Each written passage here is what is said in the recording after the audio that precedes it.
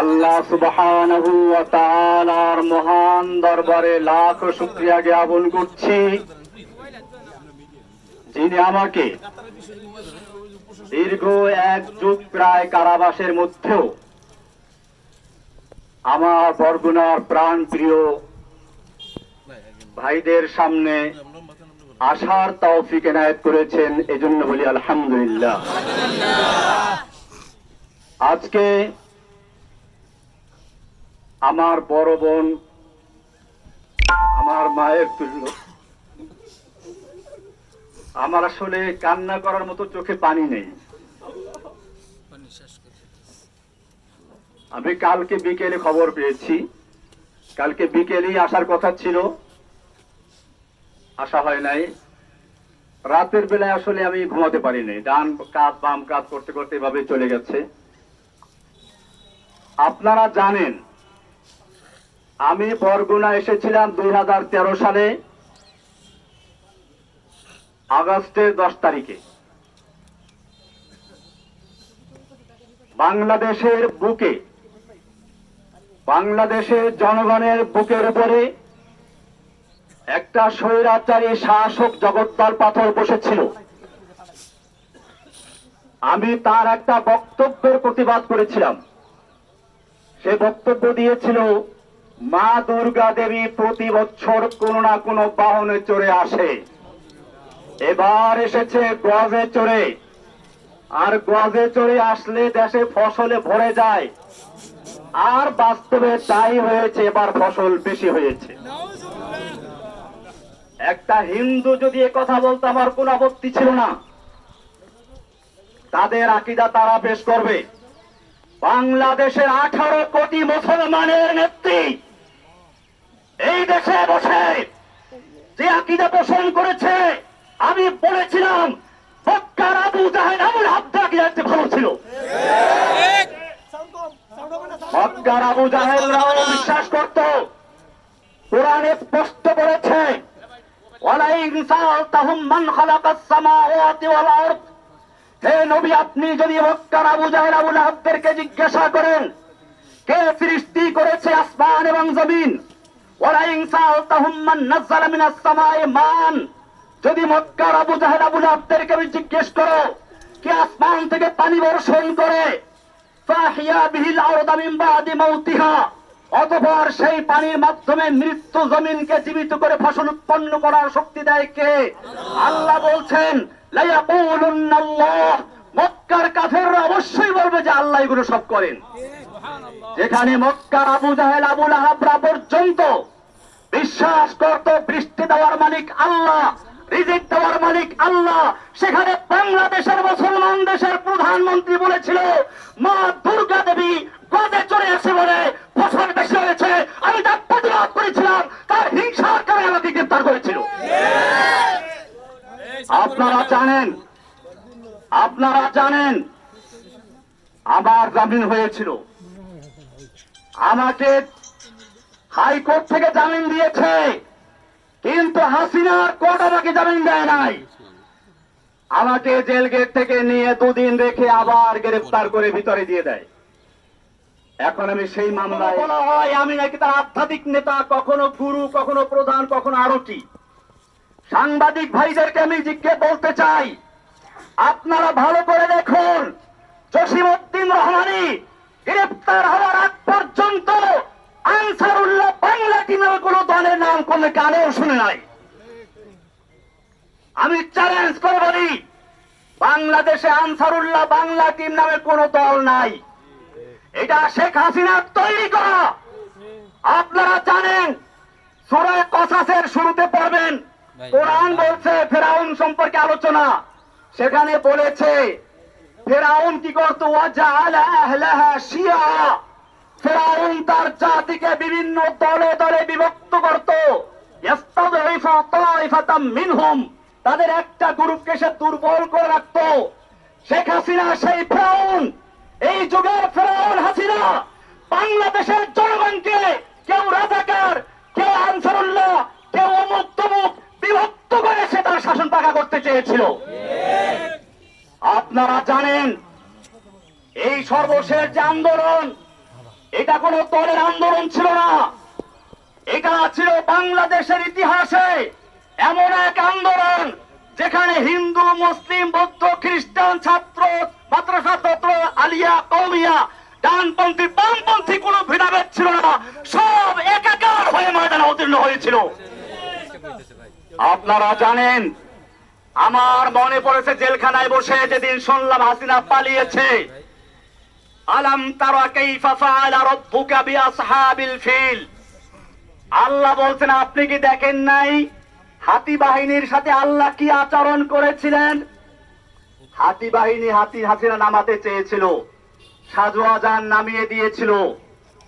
আল্লাহ বলছেন আলাম ইয়াজআল কাইদাহুম ফি তাদলিল, তার এই জঙ্গি জঙ্গি খেলার চক্রান্ত আল্লাহ কি ব্যর্থ করে দেন নাই? ওয়া আরসালা আলাইহিম তায়রান আবাবিল, আল্লাহ বলছেন আব্রাহাকে ধ্বংস করার জন্য ঝাঁকে ঝাঁকে পাখি পাঠিয়ে দিয়েছিলেন। তৈরান মানে পাখি, আবাবিল মানে ঝাঁকে ঝাঁকে, আমার দেশে বলা হয় আবাবিল পাখি। আমি তখন মনে করলাম এই প্রাইমারি স্কুলের ছাত্র, হাই স্কুলের ছাত্র, নাবালিক শিশু পর্যন্ত যখন ময়দানে ঝাঁপিয়ে পড়েছে, এটা আল্লাহ দোষাই আবাবিল পাখি চলে এসেছে। হাসিনার কোনো ক্ষমতা ছিল না মোকাবেলা করার মতো। আমি ধন্যবাদ জানাই বাংলাদেশের সেনাবাহিনীকে সময় মতো পদক্ষেপ নেওয়ার জন্য, যে তারা কোন দলে আনুগত্য না করে বাংলাদেশের জনগণের পাশে দাঁড়িয়েছিল। আমি বাংলাদেশের পুলিশ ভাইদেরকে বলবো, আপনাদেরকে জোর করে ব্যবহার করেছে আমরা জানি, আপনাদের দোষ না। আমি সেজন্য আজকের এর মাধ্যমে সারা বাংলাদেশের মুসলিম অমুসলিম সমস্ত মানুষকে বলতে চাই, আপনারা কোনো ফাঁদে পা দিবেন না। এখন বড় কঠিন মুহূর্ত চলছে। আপনারা দেখেছেন ভারতের মিডিয়ায় প্রচার হচ্ছে বাংলাদেশে হিন্দুদের মন্দির জ্বালিয়ে দেওয়া হচ্ছে, হিন্দুর বাড়ি ঘরে আগুন লাগানো হচ্ছে, এই সমস্ত অপপ্রচার হচ্ছে। খবরদার, আমি আপনাদেরকে কঠোর ভাবে বলছি, কোন হিন্দুর উপরে আক্রমণ যেন না হয়, কোন মন্দিরকে আগুন দিতে না পারে, সেজন্য আপনাদেরকে অতন্ত্র প্রহরে পাহাড় দিতে হবে ইনশাআল্লাহ। ভাইয়েরা আমার, আপনারা জানেন আমরা কোন বিশৃঙ্খলা পছন্দ করি না। আমরা চাই আল্লাহর নবী যেরকম ভাবে মক্কা বিজয়ের পরে যখন তার সামনে সাহাবায়ে কেরাম 10,000 উন্মুক্ত তরবারি নিয়ে বসে আছেন, একটা ইশারা করলে সব গর্দান ঘুরে যায় মক্কার কাফেরদের। মক্কার কাফেররাও এসে হাজির হয়েছে সামনে। আল্লাহর নবী জিজ্ঞেস করেছিলেন, ওহে মক্কার কাফেররা, তোমরাই তো সেই লোকগুলো যারা আমাকে হত্যা করার জন্য ঘেরাও করেছিলে, তোমরাই তো সেই লোকগুলো যারা আমার বিলালকে উত্তপ্ত রৌদ্রে শুয়ে রেখে নিচে আঙ্গার দিয়ে উপরে পাথর চাপা দিয়ে রেখেছিলে, তোমরাই সেই লোকগুলো যারা সুমাইয়া রাদিয়াল্লাহু তাআলা আনহাকে লজ্জাস্থানে বর্ষা দিয়ে আঘাত করে হত্যা করেছিলে, তোমরাই সেই লোকগুলো যারা আম্মার ইবনে ইয়াসিরকে বন্দী করে নির্যাতন করেছিল। কিন্তু আজকে তোমাদের আমি জিজ্ঞেস করতে চাই, তোমরা আমার থেকে কেমন ব্যবহার আশা করছো? মক্কার কাফেররা বলেছিল, একজন উত্তম ভ্রাতার কাছ থেকে যা আশা করা যায় তাই আশা করছি। আল্লাহর নবী বলেছিলেন, আজকে আমি সে কথাই বলছি যা আমার ভাই ইউসুফ আলাইহিস সালাম বলেছিলেন তার ভাইদেরকে নাগালে পাওয়ার পরে। আল্লাহর নবী বললেন, লা তাসরিবা আলাইকুম আল-ইয়াওম, আজকে তোমাদের বিরুদ্ধে আমাদের কোনো ক্ষোভ নাই, কোনো প্রতিশোধ নেওয়ার ইচ্ছে নেই। যাও, ইযহাবু আনতুম আত-তালাকা, আমি তোমাদের সকলকে সমানভাবে আমভাবে ক্ষমা ঘোষণা করছি। বাংলাদেশে আন্দোলনরত ছাত্র জনতা, মাদ্রাসার ছাত্র, স্কুল কলেজের ছাত্র, সাধারণ জনতা, আমি সকলের কাছে অনুরোধ করব, আল্লাহর নবীর এই মক্কা বিজয়ের ঘোষণাকে কেন্দ্র করে আমরা যেন এই বিগত দিনে যা হয়েছে সব ক্ষমা করে দিয়ে একসাথে একটা সুন্দর সমৃদ্ধ সাম্যের বাংলাদেশ গড়তে পারি। আমি একটা কথা না বললেই নয়, আপনারা অনেকে মনে করেন প্রচার হচ্ছে হিন্দুরা মুক্তমুখ। আমার এই জিল জীবনের আমি সর্বশেষ ঘটনা বলছি, সর্বশেষ আমি যেদিন কোর্টে যাই, একজন কারা পুলিশ, নাম হলো প্রবীর, দুই তারাওয়ালা কি এরা হিন্দু, দেখেন হিন্দু। দুপুরের সময় আমি ডায়াবেটিস রোগী, মুখটা শুকিয়ে গেছে, বলেন হুজুর আপনার বোধহয় ক্ষুধা লেগেছে। আমি কিছু বললাম না, বলে টাকা থাকলে দেন, আমি খাবার এনে দেই। আমি ওর টাকা তো আনি নাই, কোর্টে বসে। উনি আরেকজনের কাছে টাকা চাইলেন, তাও নাই। শেষ পর্যন্ত নিজের পকেট থেকে টাকা খরচ করে আমাকে দুপুরে 1 প্যাকেট বিরিয়ানি আর একটা 2 লিটারের পানি দিয়ে দেয়। হিন্দু প্রবীর, এটা সর্বশেষ যে কোর্টটা আমি করেছি সেই কোর্টের দিন। আপনাদেরকে আরো বলি, আমি যে জেলখানায় রয়েছি সেখানে চক্রান্ত হয়েছিল বড় ধরনের দাঙ্গা করানোর জন্য। আমি সকালবেলা থেকে পুরা জেলখানায় হ্যান্ড মাইক হাতে নিয়ে বলেছি, খবরদার কেউ কোনো বিশৃঙ্খলা করবেন না, বিশৃঙ্খলা করবেন না, আপনারা শান্ত থাকুন। আপনারা জানেন আমাকে রাখা হয়েছে হাই সিকিউরিটি জেলে, এশিয়া মহাদেশের 1 নাম্বার জেল, এটা কঠিন জেল। 1000-এর উপরে আছে ফাঁসির আসামি, ফাঁসির আসামি আছে 1000-এর উপরে। বিল্ডিং গেছিলাম সেখানে আক্রমণ করার জন্য। কারণ কি? কারণ ছিল এই আন্দোলনটাকে একটা জঙ্গি রূপে আকৃতি দেওয়ার জন্য। আমি গোয়েন্দা বিভাগের ভাইদেরকে বলবো, ঢাকার high security, Kashimpur high security পরিবেশ শান্ত হওয়ার পরে এই কয়েদিদেরকে লেলিয়ে দিয়েছিল কারা হাজুদের উপরে। যদি সেদিন আমি জীবনের ঝুঁকি নিয়ে বাধা না দিতাম, তাহলে সেখানে কারবালার ময়দান হয়ে যেত। কারণ হাজুতেরা নামলে বড় ওই কয়েদিদেরকে খুঁজে পাওয়া যেত না। এই চক্রান্ত কারা করেছিল আপনাদের খুঁজে বের করতে হবে। এই চক্রান্ত শুধু জেলখানার ভিতরে না, আপনারা শুনুন, আমি যেই ব্লকে থাকি, অর্থাৎ ব্লক বলতে একসাথে 7টা রুম, আমি সবসময় একাই থাকতাম এক ব্লকে।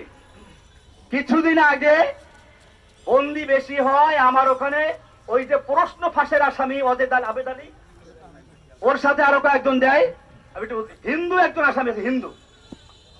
আমি বললাম খবরদার তুমি যে হিন্দুর কথা কেউ বুঝতে না পারে। আমি ওর নাম রেখে দিলাম আব্দুর রশিদ, এখন আমার পাশেই আছে, আসার সময় দেখা করে আসছি, যাতে করে তার কেউ ক্ষতি করতে না পারে। আমার বড় ভাই এখানে আছে, আমি ছোটবেলায় দেখেছি। আমার বড় ভাই আছেন এখানে, এদিকে মাস্টার সাহেব দিকে আইয়ুব আলী বড় ভাই, হিন্দুদের ঘনিষ্ঠ বন্ধু। আমি দেখেছি ছোটবেলাতে, আমাদের পাশের গ্রাম হলো হিন্দু। এই হিন্দুরা ওনার সাথে কি সম্পর্ক আছে, বিপদ আপদে বললে দৌড়ে আসে আইয়ুব আলী ভাইয়ের কাছে। এইভাবে আমরা পারিবারিক ভাবে হিন্দুদেরকে কখনোই পর মনে করি নাই। আমি বাংলাদেশের সমস্ত ভাইদেরকে বলবো, আমার এই আওয়াজ যে প্রান্তে পৌঁছে, হিন্দু মুসলিম আমাদের কোন বিভেদ থাকার দরকার নেই, আমরা বাংলাদেশী। আমি ইন্ডিয়াতে পড়াশোনা করেছি, দেওবন্দের উল্লেখযোগ্য ছাত্র আমি দেওবন্দে পড়াশোনা করেছি। ইন্ডিয়াতে হিন্দুদের বিভিন্ন বাগানে গিয়ে ফল খেতাম। হিন্দু দাদারা আমাকে বলতো, খালো খালো ভাই, যেতে চাই খালো, লেনা নেই, যত চাও খেয়ে নাও, নিতে পারবা না। এরকম আমি সেই সংস্কৃতির শিক্ষাপ্রাপ্ত লোক। আমাকে হাসিনা সরকার তার ব্যক্তিগত আক্রোশের কারণে সারা বাংলাদেশে নয়, সারা বিশ্বে আমাকে জঙ্গি বলে চিহ্নিত করে একেবারে প্রচার করেছে। আমি আপনাদেরকে, সাংবাদিক ভাইদেরকে বলতে চাই, বাংলাদেশে আমি যখন বরগুনা এসেছিলাম, গ্রেপ্তার বরগুনাতে হয়েছিলাম, আমি বরগুনার বড় মসজিদ, কেন্দ্রীয় মসজিদ সদরঘাট, এই সদরঘাট মসজিদের খতিব ছিলাম। শুক্রবার দিন, জুমার দিন, ঈদের মতো, লোকসভা মতো বরগুনার কোন লোকে বলতে পারবে আমি কোন জঙ্গি জঙ্গি কর্মকাণ্ডের সাথে জড়িত ছিলাম? তাহলে আমাকে কেন এই পরিচয় করানো হলো? কারা করিয়েছে? আল্লাহ তারা ছাড়ে না। ইন্না বাদশা রব্বিকা লাশাদীদ। যেই অহংকারী, যেই ফিরাউন, যেই দাজ্জাল কয়েকদিন আগেও বলেছিল হাসিনা পালায় না, সে ব্যক্তি পালিয়ে গেছে। এটা আল্লাহর দেওয়া শিক্ষা। আমি একটা কবিতা তৈরি করেছি, যা আল হক হাক্কু ওয়া যাহাকাল বাতিল ইন্নাল বাতিলা কানা যাহুকা। ফিরাউন আয়ে, হামান আয়ে, হাসিনা আয়ে, কৌয়া আয়ে, नानक आए, जालिम जाबिर सुल्तान आए, जितने जितने शैतान आए सबको हुई रुसवाई हासिल। जाअल हक्कु व ज़ाक़ल बातिल इन्नल बातिला काना ज़हूका। যুগে যুগে যত ফিরাউন দুনিয়াতে আগমন করেছে, আল্লাহ একটু ঢিল দিয়ে দেখে কত দূর যেতে পারে। যখন তার যাওয়ার সীমানা অতিক্রম করে, আল্লাহ এমন ভাবে ধরে তখন তার পালিয়ে যাওয়ার জায়গা থাকে না।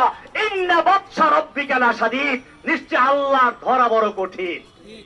ভাইয়েরা আমার, আমি অনেক কথা বলে ফেলেছি, আমার সর্বশেষ কথা এটাই, এই যে বিজয়টা হয়েছে, এই যে বাংলাদেশের স্বাধীনতা অর্জন হয়েছে নতুন করে, এই স্বাধীনতা অর্জনে যে সকল ছাত্র ভাইয়েরা, বিশেষ করে আবু সাঈদ, সেই রংপুরের আবু সাঈদ, যে ব্যক্তি নিজের বুকটাকে টান করে দিয়ে গুলির সামনে নিজেকে পেশ করে দিয়েছিল, আমার মনে পড়লো সেই ইংরেজ তার ইতিহাস। দারুল উলুম দেওবন্দের শাইখুল হাদিস হুসাইন আল বাদানী রাহমাতুল্লাহি আলাইহি একবার ইংরেজের বিরুদ্ধে আন্দোলনে এক ময়দানে ভাষণ দেওয়ার কথা ছিল। দিল্লি লাল কেল্লার সামনে ইংরেজ সরকার ঘোষণা করেছিল দেখা মাত্র গুলি করতে হবে।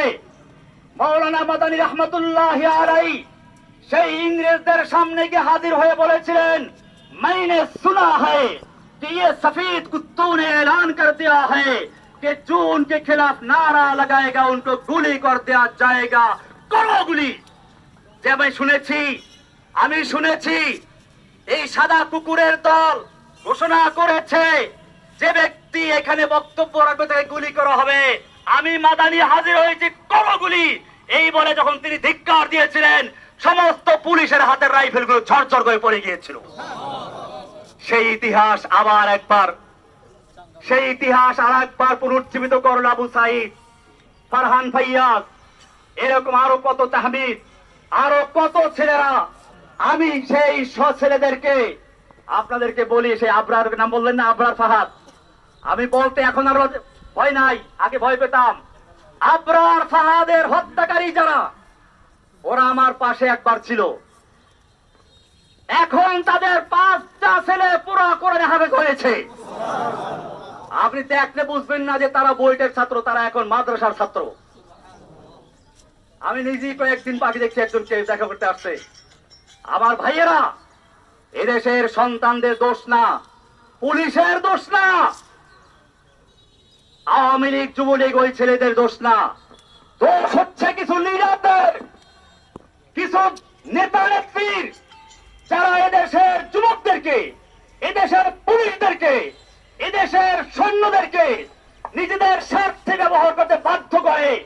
আমি আমার বাংলাদেশের তরুণ ভাইদেরকে বলবো, তোমরা জীবন দিতে শিখেছো, ইনশাআল্লাহ যে জাতি জীবন দিতে শিখে সেই জাতিকে কেউ দাবিয়ে রাখতে পারে না। সব গুরিজা হো গিয়া আখির, সব গুরিজা হো গিয়া আখির, চলো আয়ে খুরশিদ সে, এই চমন মামুর হোগা নগমায়ে তাওহীদ সে। রাতের আধার কেটে যাবে পূর্ণিমার চাঁদের আলোকের ঝলকানিতে, এই জমিন আবার আবাদ হবে তাওহীদের আওয়াজে ইনশাআল্লাহ। ভাইয়েরা আমার, আমি আপনাদের কাছে দোয়া চাই, আল্লাহ যেন আমাকে এবং আমার সঙ্গে আরো যে ভাইয়েরা আছে সকল ভাইদের মুক্তি আল্লাহ তাআলা ত্বরান্বিত করেন। জোরে বলেন আমিন।